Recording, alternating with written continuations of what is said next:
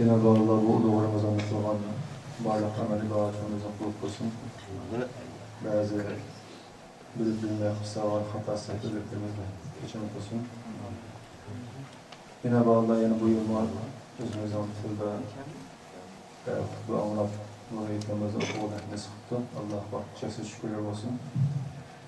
Namazı başlaştım burun bu eğitimimizi yılda 2 qatim okuğutkan namaz boğalık için. Onun bir az biz namaz okuğutkan namazı okşamaydıgan azırak tarafları var. Şunu bir düşünce bir bana kendi başlayın inşallah. Roza heyet namazı ve kurban heyet namazı bunun hükmü sünnet-i muakkide yani vacibinin onunda turdu. Bu pek muhim vacib namaz bunu açıklar. Peygamber sallallahu aleyhi ve sellem bu roza heyet namazı ve kurban heyet namazını cemaatin okuş girişimdigen insanlar biz yalğız boğusuna hukumusu bulmaydı dep düşündürgen. Şu sebepten bu roza heyet namazı, kurban heyet namazı okunmasa zat bulmaydı. Ayalla çöylese, ayalla boğusum şu heyet namazı kuluğa yerge bile kilerisi yaxşı bulattı. Eğer bir kilenmegen boğusa öyle olsunlar, şikileket heyet namazı niyet kılıp namaz okuşu gerek dep şundan bulgan. Şu sebepten bu heyet namazı şundan muhim namaz. Bu roza heyet namazı ve kurban heyet namazı bu 2 rekat namaz bulup bu 2 rekat namazdan ki başlanışta tekbir-i tahrim deyimiz namazga kirişte Allahu Ekber namaz kire vaktimizde kulak kalkımız şu vaxtdaki olan tekbir ihram belki tekbir tahrim oldu. Ondan keyin imam kıraat kılıştan burun sana okup olgandan keyin yani Subhaneke Allahümme okup olgandan keyin İmam 7 tekbir okuydu birinci rekatte. Her tekbirde kulağımızdan kulakka kıkış Abu Buyurduğan Hedis'ten, Seyri Hedis'ten. İkinci rekatke turganda, ikinci rekatke turuş tekbirden başka yine 5 tekbir okup bunu kendini kıraatını devamlaştırır inşallah. Şu arkalık namazdan keyin kısa hutbe okuyunuz inşallah. Çünkü cümel namazının hutbesi cümelin burun okuldu ama roza heyet ve kurban heyet namazının hutbesi bu namazın kin okuldu. Onun için heyet mübarek deyişip selamlaşıp inşallah aileye heyette tutunuz inşallah. Euzubillahimineşşeytanirracim. Bismillahirrahmanirrahim.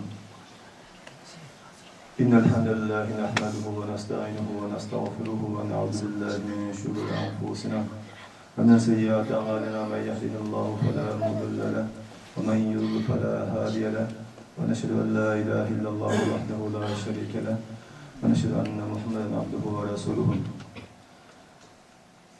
قال الله تعالى في كتابه الكريم يا أيها الذين آمنوا اتقوا الله وقولوا قولا سديدا يصلح لكم أعمالكم ويغفر لكم ذنوبكم ومن يطع الله ورسوله فقد فاز فوزا عظيما قال النبي صلى الله عليه وسلم فإن أصدق الحديث كتاب الله وأحسن الهدي هدي محمد صلى الله عليه وسلم وشر الأمور محدثاتها وكل محدثة بدعة وكل بدعة ضلالة وكل ضلالة في النار أما بعد.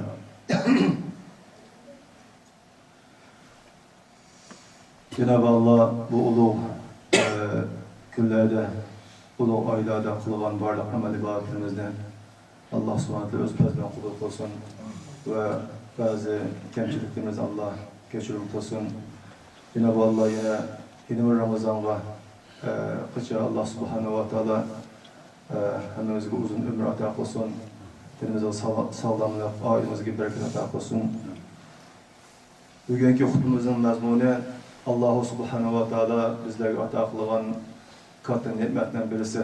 Yani İslamiyet'teki 5 asasın birisi olan yani onu kılmayan adamın ki İslamiyet'in Müslümandaşlıkta bütün bombaydıgan bir ibadetine tunuşturmakçı, bunun burnunu tunuşturgan.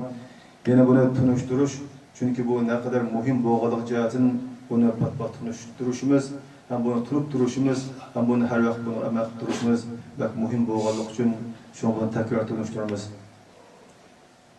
Cenab-ı Allah Kur'an-ı Kerim'de Sure Tevbe'nin 34. ve 35. ayetlerde bizlerge şunda hitap oldu. وَالَّذ۪ينَ يَكْنِزُونَ الذَّهَبَ وَالْفِضَّةَ وَلَا يُنْفِقُونَهَا فِي سَب۪يلِ اللّٰهِ فبشرهم بعذاب أليم يوم يحمى عليها في نار جهنم فتكوى بها جباههم وجنوبهم وظهورهم هذا ما كنزتم لأنفسكم فذوقوا ما كنتم تكنزون. Ayetinin manisi Cenab-ı Allah sizlerge ata kılgan mal ihtizat, mal, pul, ovqat dünya. Bu ne? Altın, gümüşten boğan, ya onun başka kağıt pullardan boğan, ya onun başka her xil pul, ya baylıkta tegişlik boğan her kandak narsalarni sizler onu Cenab-ı Allah'ın yolda xaraj kılmay biz yazsanlar, sizlerge nait qattiq azab var. Yani Allah'ın yolda, Allah körsatgan yolda onu xaraj qilmasanlar, xarjlamasanlar, sizlerge pek qattiq azab var. Deb Cenab-ı Allah sizler bizlerge şunu eslatib o'tadi. Allah subhanahu wa ta'ala sen men bergen malını hemmeni bergen demeydi. Yoki onu yerini bergen demeydi. Onundan %2,5% bergen deydi. %2,5%. Ben sana 100 koron bergen bolsam, şu 2,5 koronni meni yulamda xaraj qilgin deydi. Eğer şununki 2,5%ni sen xaraj qilolmasang, sana bek echinishlik azab bor deydi. Sen men ata qilgan, sana ata qilgan barliq ne'matlarning qatorida bizningki tilimizning sog'lomligimiz bir ne'mat, oila bolaligimiz bir ne'mat, bizlarningki xotirjamligimiz bir ne'mat, Alloh ata qilgan bu mol ovqat bir ne'mat. Bu jiq ne'mat Allohning ata qilgan.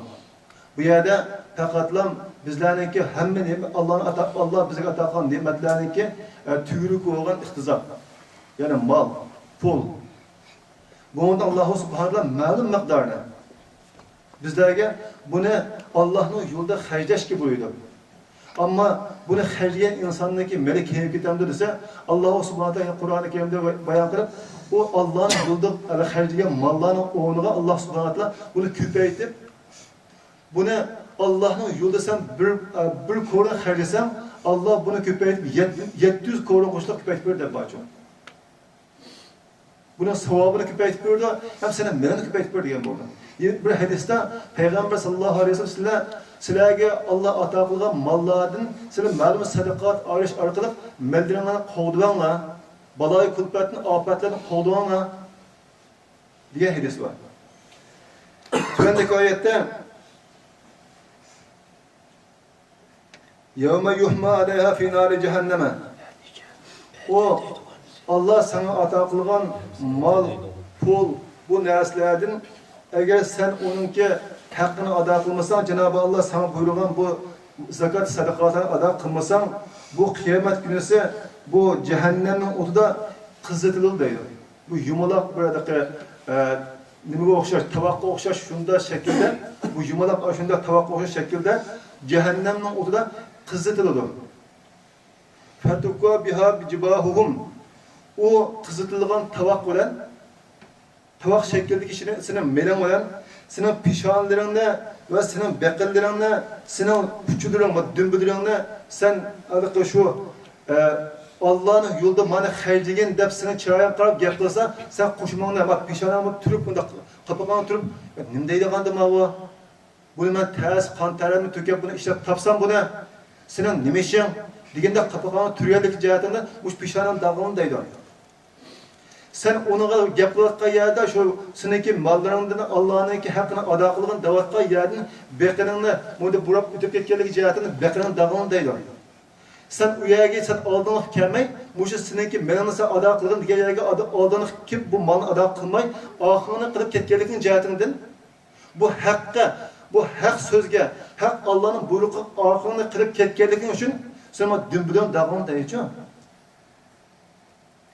Hada ma kanaztum li anfusikum. Bunu ma'o sizlarning besib yotgan dunyolaringlar deb Alloh subhanahu va taolo xitob qildi. Fazuqu ma kuntum taknizun. Buni ta'mini ham endi tekrarlaydi deydi.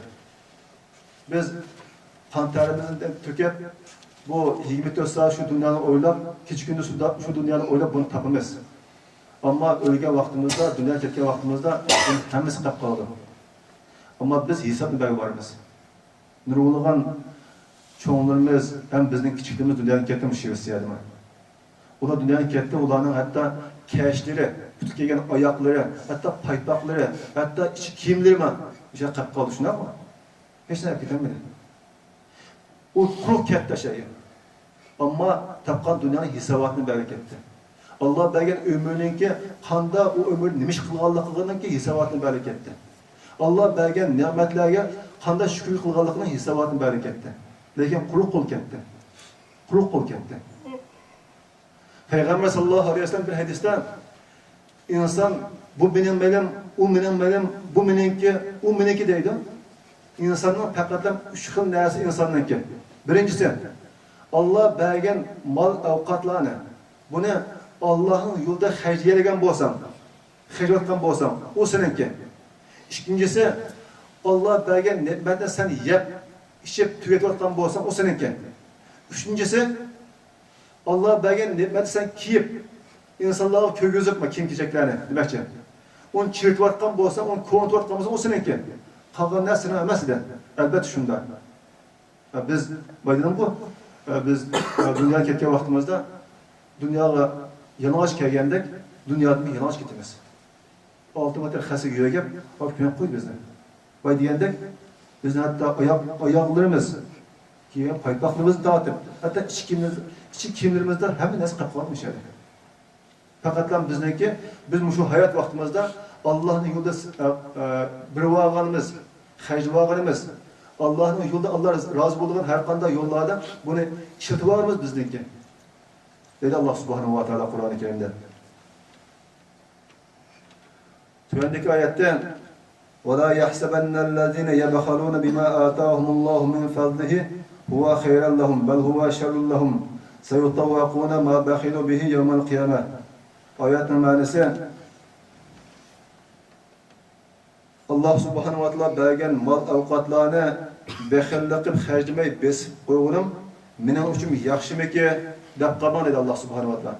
Men buni chim tutsam men boyib ketaman deb bunda o'ylab qolmang dedi. Bu mening uchun yaxshimi chim tutib olganim, buni xarjlamay besib olganim men uchun yaxshi deb bunda o'ylab qolmang. Balki u sizning uchun balki yomon ahvol. Bu yomon ahvol, borgan ahvol. U siz besib olgan u mollar, siz bexillik besib olgan mollar Kıyamet günü sizin boynunuzga kögüzül deydi. Sen yutavakun diyenler ki, Xuddalaki cinayetçinin boynu tahtayını azılmaz mı? Konu zamanında. Boynu tahtayını esip, kollarını bağlap, mayayını çıkarıp, tahtayını ki aldığını çıkarıp, şunda ülümge bardağın gibi. Şunda kılındı deydi. Bunu, tüvende Peygamber sallallahu aleyhi ve sellem bir hadisi şunda bayan kıldı bu ayetine, şunda tefsir kıldı bu hadiste. Bu hadisne İmam Bukhari ve İmam Müslim rivayet kılgan hadis. An Ebi Hureyre radhiyallahu anhu anen Nebi sallallahu aleyhi ve sellem kâle men atâhullahu mâlen felem yuaddi zakatehu musile lehu yevmel kıyameti şüca'an akra lehu zebibetâne yutavvakuhu yevmel kıyame thumme yâhudu bilehzemeteyhi yani şedakayhi thumme yekulu ana kenzuke ana mâruke. Hadis'in manası Ebu Hureyre radhiyallahu anhu rivayet kılınan hadis. Ebu Hureyre radhiyallahu anhu Resulullah sallallahu aleyhi ve sellem'den şunda bir hadis rivayet kıldı. Peygamber sallallahu aleyhi ve sellem şunda deydi. Allah subhanahu wa ta'ala kimki bir kişi Allah subhanahu wa ta'ala insanlarga bergen mal avqatların insanlar o mal avqatlarının zakatını ada kılmagan bolsa o mal avqatlar mal pul pichaklar kıyamet günüse bir taz yılanla okşutuldu deydi. Taz yılan. Beşinin tükü kalmagan, peynek öp ketken, hatta beşin tirisi mi kalmagan deyince, şunda taz bir yılanla okşutuldu kıyamet günüse. O yılanınki bu közün tüpüsünde içkilerini çıkıtıva deydi. Yani bu aslında alaydı yılan, zehirlik yılan. Bu közün tüpüsünde içkilerini menva deydi. İçkilerini çıkıtıva. Şunda yılan, kıyamet günüse o malının ilgisinin boynuğu yövüşüdür deydi. Malının ilgisinin boynuğu yövüşüdür. O yılan malının ilgisinin boynuğu yövüşüp durup, o malının ilgisinin tumuşukunu, kalpukun bir şey çişlep tumuşukunu. Deydi ki, bunu ben seninki besip yapkan melim. Allah yolda xərclimigen melim, bunu ben deydi. Bunu vakayında Peygamber sallallahu aleyhi ve sellem yeni bir hadisi sözde, şu cehennemden yılanları eğer dünyaya şunda bir tinip kalsa dedim. Dünyaya bir nefes ep kalsa, onun zehirinin katlılıkının, onun zehirinin yamanlığının dünyada giyahat ösmeydi deydi. Bütün canlılıklar ülep, hatta üsümlükler ülep gitti diye mektur. Kama kurup gitti deydi ona bakar. Zehirinin yamanlığının için. Şunda zehirlik yılanlardı o. Demek ki cehennemden azabı desen, cehennemden azab hakikaten ortanak okşayıp yapmamaydı. Cehennem şunda bir zindan ki bu. Şunda bir zindan ki. Hazret İsrafil aleyhisselam şu cehennem yaratılgandan kin çırayı eşit bakmagan kenço, özü perişte. Hemiz birimiz İsrafil aleyhisselam şu kıyamet kıyam bulaşından aldığı sürü çaladığan perişte. Allah sürü çalışka buyruklu şu vazifeni belgen hazır mı şu sürünü tutup oturdu şunda. Şu Allah'ın buyruğunu kütüp. Kıyametin bulaşından aldığı bir sürü çaladı. Bütün insanlar, bütün dünya tüyeydi. Yeni bir sürü çaladı. Bütün insanlar kayıtta üstünlükte ünüp kopap onu meşerge meydan mağadı. Şu perişte. Şu perişte çırayı eşilmağanken çok demiştik. Çırayı tutuklandı. Hem endişe aslında işte oturganken. Peygamber sallallahu aleyhi ve sellem'le Hazreti Cibril aleyhisselam Miraç'a açıkta vakti, Allah'ın huzuruna açıkta vakti, şu İsrafil aleyhisselam'ın kürdü iken. Bu kim diye vakti, bu İsrafil dedi iken. Hazreti Cibril aleyhisselam. Bunun din boğan diye vakti, bunun da çırayı yaşılmayı, bunun da gemkine oturup perişte diyende, bu İsrafil, Allah cehennemi yaratkandır kim? Allah cehennemi yaratkandır kim? Bunun çırayı yaşılıp bakmadan diye için. Hem endişeler. Olmaz perişte dözak kim et ki? Bununla Allah'ın bendirinin kimler kip kılamışınınla muş dehşetlik urunga. Muşu eçinişlik, muş halaketlik, muş dehşetlik urunga kimler kip kılamış ege. Diyene gemde, perişte. Perişte gemtarka uğrunamdı o. Cehennemci. Periştene gemgisagan urun. Bu cehennem diye. Cehennemden her türlü tabakaları var. Bununki Allah saklasın, şu Peygamber sallallahu aleyhi ve sellem her namazdan okeyinde, her perez namazdan okeyinde cehennemden azabının, mene sanatlarını yalvarıp dua kılgan, nurgun duaları var.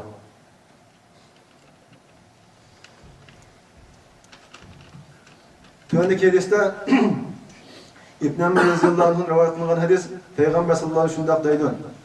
Ey muhacirler grubu, yani Mekke'den Medine'ye hicret kılan muhacirler grubu, 5 xil xislat var, 5 xil iş var deydi. Bu 5 xil iş, bire ümmetten, bire milletten beşik yap kalmışsın.